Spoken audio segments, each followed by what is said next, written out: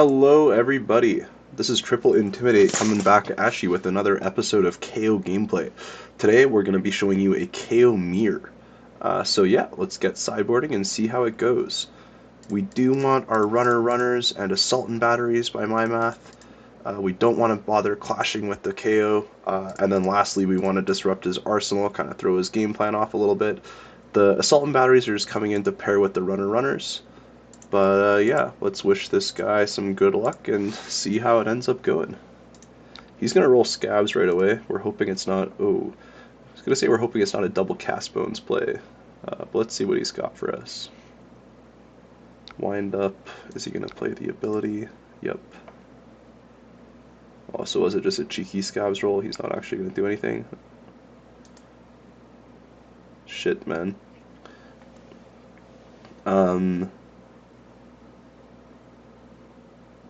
Oh, and he's going to hit us for 6. Okay.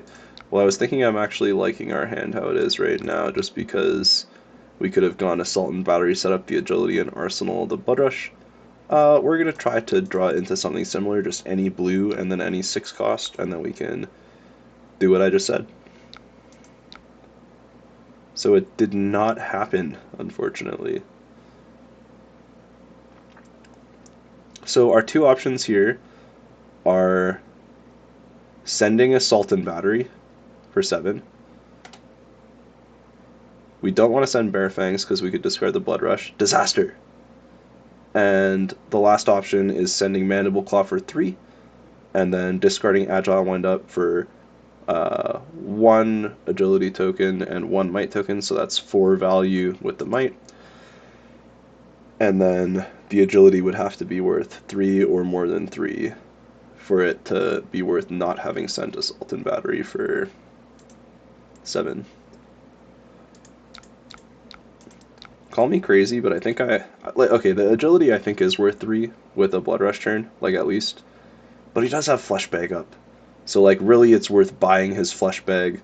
And I think there's a chance we can catch him with like a CNC or a Send Packing that he just like really wants to block it with armor, and then he gives us his Scowling Flesh Bag anyways. So I'm going to prioritize the 3 damage here, hope we can get an Agility from another source, and Arsenal the Blood Rush Bellow. So of course this is kind of like mega punish here, because we could have like Blood Rush and then Savage Feast with Go Again, which is like gross. Or we could just like block 6 and then Blood Rush, discarding Beast Within. We can still do that. So he's hitting us with this shit. Oh, no, he's not hitting us with this shit.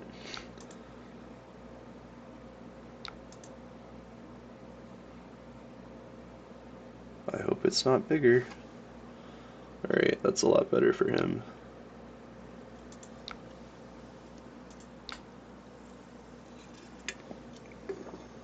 I guess he forgot the Wrecker Romp discarded.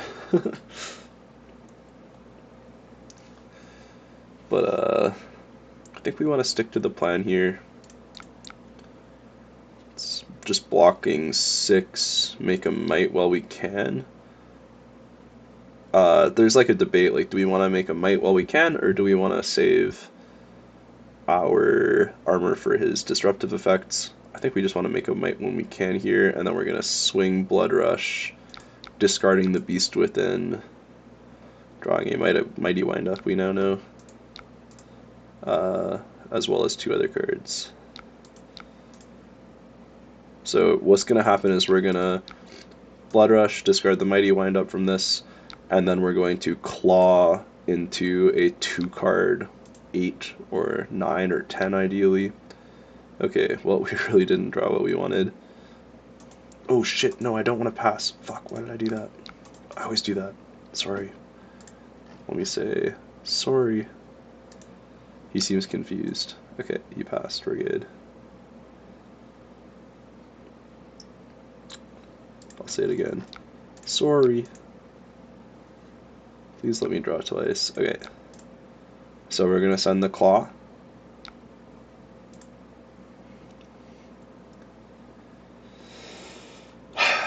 We really didn't get what we wanted here, but it could be worse. We could have drawn worse. It's just going to be Mighty Wind Up for 7 after this, or I guess Pack Call for 7, so we keep the wind up in stack.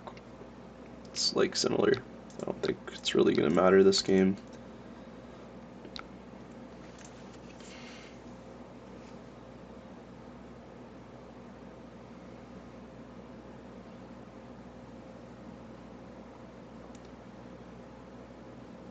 Please give me those cards. Toss those cards down, please. Okay, he's gonna say no block.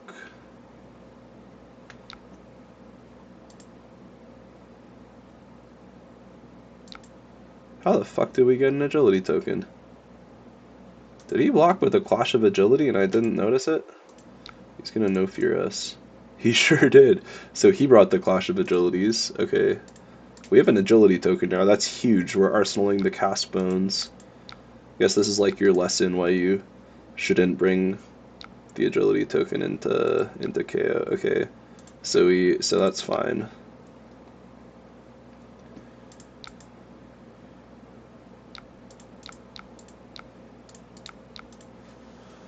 So we're just gonna go 7 into 6 here with the tunic. The tunic's up, so let's use it. It would be nice to get the payoff with cast bones, since we have the agility token online. But I think it's better to just use up our tunic, take the higher value play here, and then save cast bones for a future turn. Like there's a chance here we can just, okay, well we have a second one. Humble.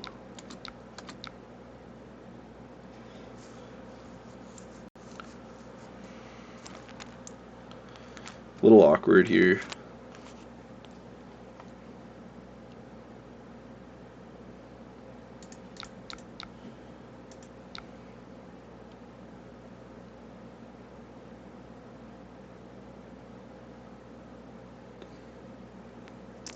Let's do some math. So we can make it 11 with the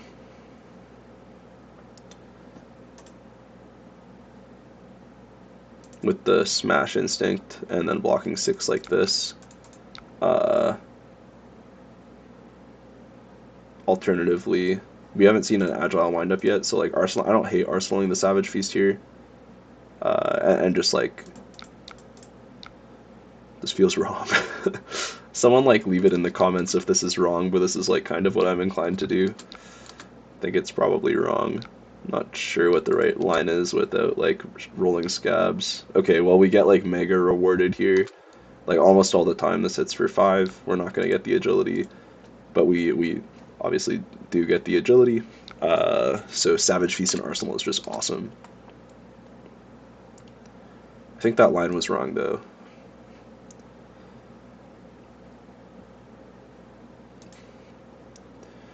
Not sure. So he blood rushes into Yellow Wild Ride. That's a good reason to include Yellow Wild Ride in the list, is it's fucking awesome with blood rushes. And I might be on the completely wrong sideboard plan here for the mirror. Like maybe I want to lean into pulpings and stuff and just like make my blood rushes bigger and just go like aggro, bang, bang, bang. But I like being able to block 3. I like the consistent agility generation of Assault and Battery. And I like cast bones. I'm not sure if he cut that. Hold up, 14 plus 43 is 57, 58, 9, 60, 62. Interesting. I wonder what he cut. He's definitely not on the red Assault and Batteries. So I think I gotta give him the bag here. He has cross strap. My turn's looking like runner into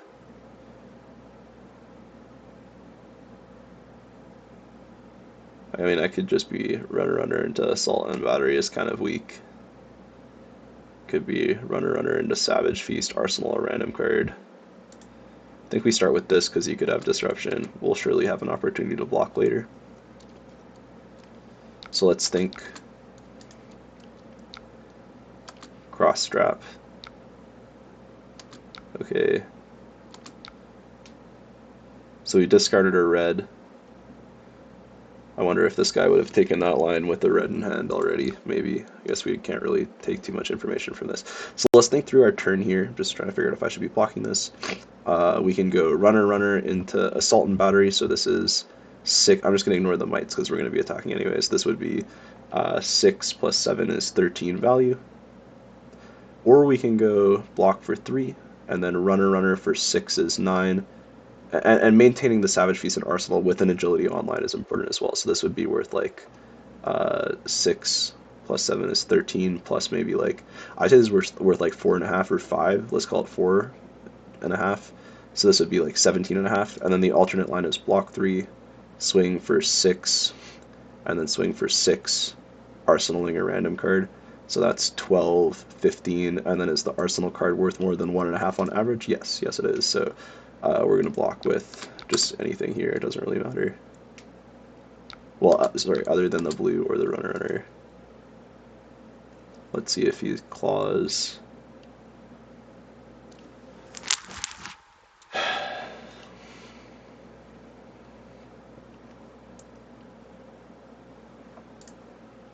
Hello. Alright, he's just gonna pass. So we IP him with the flesh bag. That's fucking awesome. So he could actually flesh bag us here as well. I forgot about that. Okay, so with flesh bag in mind, I mean he's not gonna give it to us here if we block with assault and battery as well. Like we're buying it, but it's also making us IP ourselves. We obviously can't play out Savage Feast. Unless we have a card to discard. Okay, so it says second Blood Rush.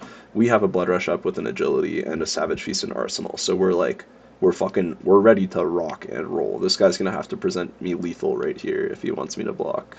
So let's see it, buddy. Tunic's going online as well. We're cooking. Okay, double Blood Rush. I was just joking when I said the thing about lethal. I don't actually want you to do it, sir. Please. Just pass. Nope, he's gonna send packing. For 11? Oh, that's not how I wanted this to go. Okay. So... Oh, fuck. That's bad for me. So, like, I can just sacrifice it here and take the 11. He's not going to be able to follow up. And then I just, like, Blood Rush and try to pressure him down. We have the same amount of life and equipment. I have 1 extra. I have the Tunic to go with my Blood Rush and agility. So let's talk about blocking. I could go like... Okay, this is... No, I can't do it because I have to... Like 1, 2, 3, 4, 5, 6, 7, 8, 9, 10, 11. 10, 11, 12, and like claw Arsenal to Savage Feast. Like, it's not gonna happen. Hold up, sorry, can I undo? Thank you, sir. Said sorry. What I do want to do here is give him the bootsies. Just because these things block for 2 and then 1, and I want to be able to like get the maximum life out of them that I can before I'm like pressured down to lethal, if that makes sense. Okay, so it's not the best discard. Command and Conquer obviously isn't buffed by Blood Rush Bellow, but we could snipe his arsenal, so let's see. Yeah, not quite what we wanted. We can just, so I think what we want to do here is just like CNC and Descent Packing for 8. It's really not how a good, like, okay, alternatively we go like Mandible Claw into, hold up, let's think, because Send Packing for 8 is like devastating regardless of whether we started with a CNC or not. If we started with a CNC, it's like almost guaranteed to actually get his arsenal, which is pretty good. But arsenaling the CNC is also like valuable, and so the CNC into Send Packing is 6 plus 8 is 14, and then the Mandible Claw into Send Packing is 5 plus 8 is 13, and we get a CNC and Arsenal. So it's definitely worth more than one in Arsenal. It's worth probably in the range of like 3 to 3.5 to maybe 4, probably like 3.5. Especially with tunic up. So I think it's hard to like justify trying to like fully disrupt him here, given we don't have an agility to follow up with on the next turn. So like, if we strip his entire hand and then he just arsenals the card again, like okay, then what? I think damage here is good enough, and then we're still disrupting the arsenal, of course. So is he holding the mini meat axe? It's hard to tell.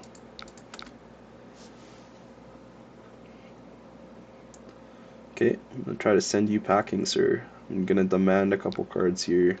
It's a humble. I'm glad we didn't like prioritize smacking that with the CNC. It's not really something that terrifies me, but something that does terrify me is that he goes no blocks on the first attack here. Makes me think he like might have the third blood rush. Oh no, he played all three. What does he have? Probably another like pulping or wild ride.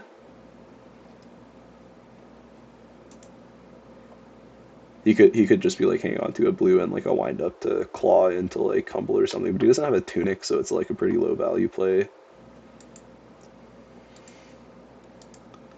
He's thinking here.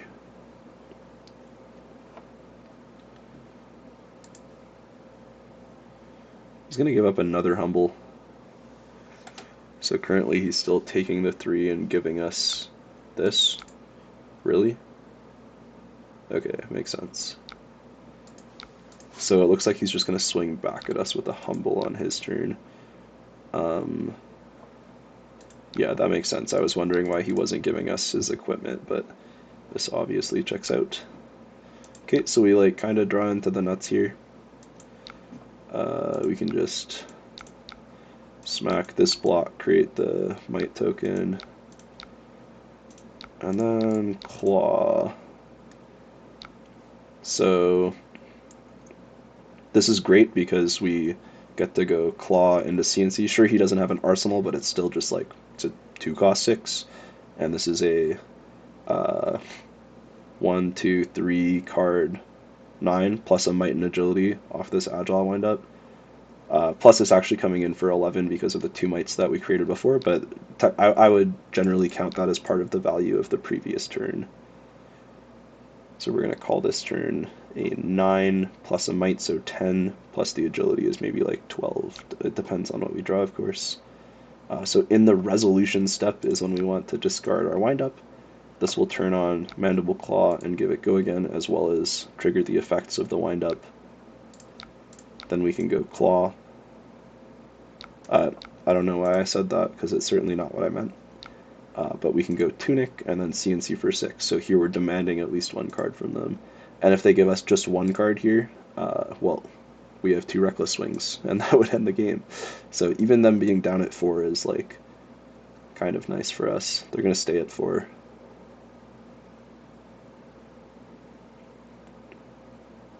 I think he was hoping to get away with high weight robbery there with me just swinging Claw. He thought surely he won't have a follow-up to this Claw. It doesn't have go again.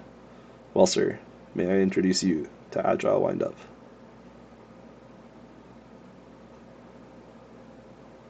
So he's just going to Claw. Nope, he's not going to Claw. He's going to send Agile Windup. No, he's going to discard Agile Windup in Arsenal. Oh, and he's going to cast Bones. Sure. Sure. So he actually bricks pretty hard on the cast bones and only reveals he has tear limbs from limbs in his deck. I just haven't been commenting on his deck so far. I mentioned like some thoughts about like the wild rides and stuff. I think the humbles they're good against KO. They're good. But I don't know if it's like great mirror tech. Like I've considered it. They only block for 2. They're very strong against like blood rush turns, or if you really need to turn your 5 powers into 6 powers, even if I'm trying to like wind up, like claw wind up or something, and they turn off like the might generation from Bare Fangs. It's definitely like good, and it's good with it's good with the might as well. I think it's probably good. Other interesting things are the yellow wild rides, but that's something we've seen. as well as running no fear into the mirror. Like this is something that you can do, I guess, just because it's like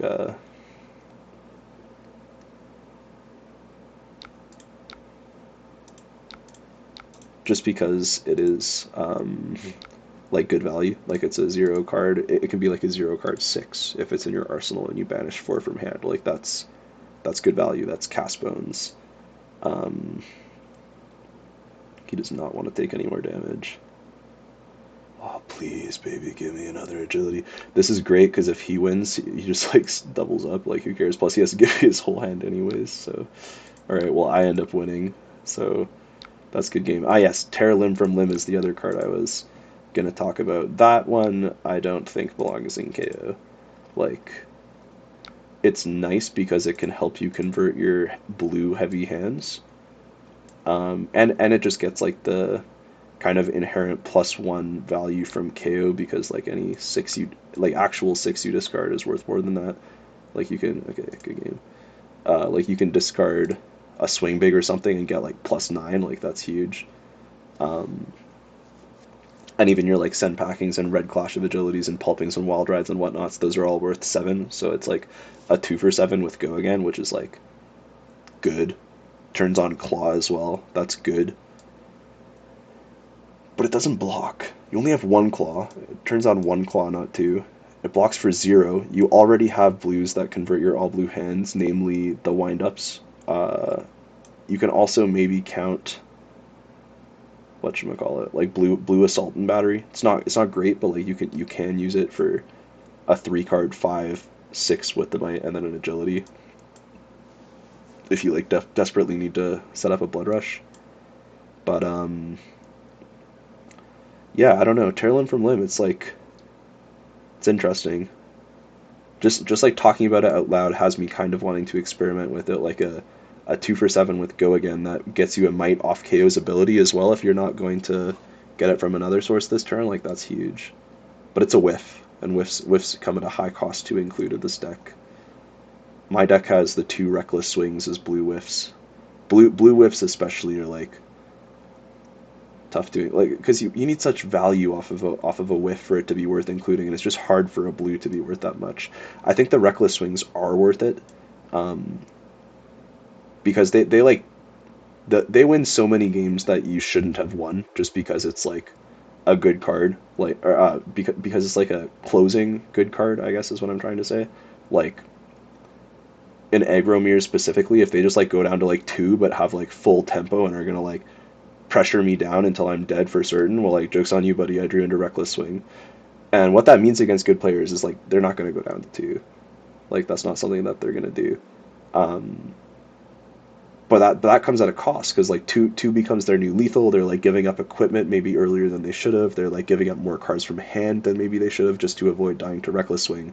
So it's like in a funny way, it's like it actually wins games and it actually like does kill people for lethal, as you saw in the first episode of this KO series. But in a funny way, it's like even if you don't include it, there's already just like your opponent has to play around it a little bit. They have to expect that you do have it. Um, so there's like it's almost like what am I thinking of? I don't know. There's like what am I thinking of? I think I'm just thinking of like pummels and Bravo, like back in the day when we were on like blue pummels and red pummels, and in the Bravo mirror, I'd like side down to like 2 or sometimes even 1 red pummel, and it's just the thought that like it could be there, like it could be in the list is like really what scares them, and like when it actually is there, like it's good of course, but like just that it could be is like makes a huge difference in gameplay for your opponent.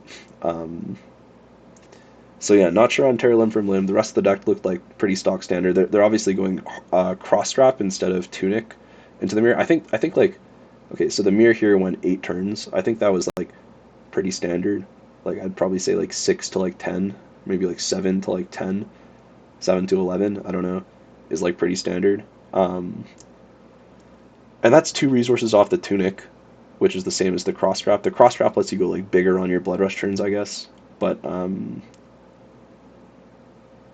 yeah, the tunic just lets you make such high value plays, like you saw a couple times throughout that game. Like when I went like pack hunt into pack hunt, like that was just like so high value. It also blocks one. So like same amount of resources in this long of a turn game, or if you're going 9 turns, it gets you a whole nother resource if you use it perfectly, like every 3 turns, and it blocks one. So I think like the cross trap is just like Azalea tech, sorry, Kano tech, and then maybe there's a package with like Heart and Cross Trap and like Savage Beatdowns that you could run into Azalea. I know Reinar used to be on Cross Trap, but that was also like a Blood Rush, Bellow, Claw, Savage Beatdown kind of Reinar deck that like played E-Pots too. That's not what we're playing. I think Tunic just has like so much value in this deck. Um, yeah, these are my thoughts. So 15.5 value per turn. It's pretty good. Opponent had 13.86. I think we kind of saw that throughout the gameplay. And yeah, I hope you enjoyed this KO Mir. And again, comment any matchups you'd like to see in the future. And I am planning to just keep doing these gameplays because they're fun for me to record. Hope some people can like learn some stuff from listening. And yeah, please let me know if you have any like feedback in the comments. Thanks everybody. Have a good day.